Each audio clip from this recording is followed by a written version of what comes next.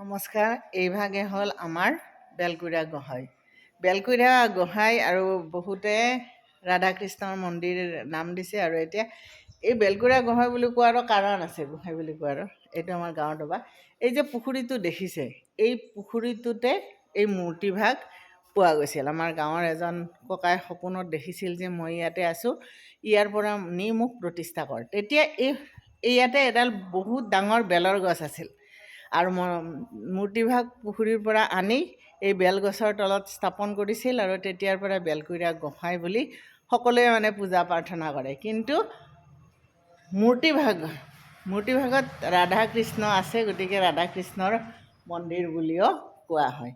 গতিকে আমাৰ এই অঞ্চলটোত যথেষ্ট মান্যতা আছে এই মূৰ্তিভাগৰ। আৰু প্ৰায়ে ৰাতি মাজনিশা ইয়াতে ঢোল শংখ ঘণ্টাৰ শব্দ শুনা যায় আৰু চাৰিওফালে ধূপ ধূনাৰ সুগন্ধি বিয়পি পৰে মাজৰাতি। আজিও